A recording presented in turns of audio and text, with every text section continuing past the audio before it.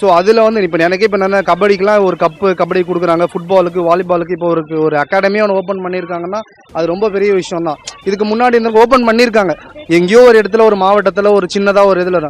But இப்போ இது இவ்வளோ தூரத்துக்கு வந்து ஒரு பெருசாக இருக்குன்னா அது வந்து ஸ்போர்ட்ஸில் வந்து அது ரொம்ப பெரிய விஷயம். அது ரொம்ப வரவேற்கத்தக்க விஷயம் தான். அது இப்போ வரைக்கும் எந்த ஒரு குறையும் இல்லை. எல்லாருக்குமே தேவைக்கு செய்கிறாரு, தேவைக்கு பண்ணுறதை பண்ணுறாரு. குழந்தைங்களுக்கு எல்லா ஃபெசிலிட்டிஸுமே பண்ணுறாரு, எல்லாமே பண்ணுறாரு. மகளிர் உரிமை தொகை எல்லாருக்குமே கொடுக்குறாரு. ஸோ எல்லா லேடிஸ்க்குமே வந்து இருக்கோ இல்லையோ அவங்களுக்கு ஒரு அமௌண்ட்டு ஒரு இதுவாக இருக்குது. ஸோ அதெல்லாமே ஒரு ஓகே தான். ஸோ அதெல்லாமே கண்டினியூ ஆனாலுமே நல்லது தான். எனக்கு மெயினாக வந்து நான் வந்து என்டர்பிரனராக இருக்கேன். பிஸ்னஸ் எம்எஸ்எம்இ பிஸ்னஸ் பண்ணிட்டு இருக்கேன்.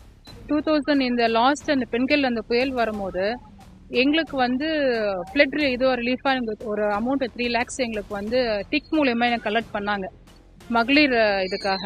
ஸோ அது ரொம்ப யூஸ்ஃபுல்லாக இருந்தது. இன்ட்ரெஸ்ட்டும் வந்து ரொம்ப கம்மியாக கொடுத்து மோட்டிவேட் பண்ணாங்க. அதாவது அந்த ஃப்ளட் டைமில் வந்து இண்டஸ்ட்ரியலிஸ்ட்லாம் அழைக்கக்கூடாது அப்படின்றதுனால. ஸோ எனக்கு பர்சனலாக அது கொஞ்சம் ஹெல்ப்ஃபுல்லாக இருந்தது.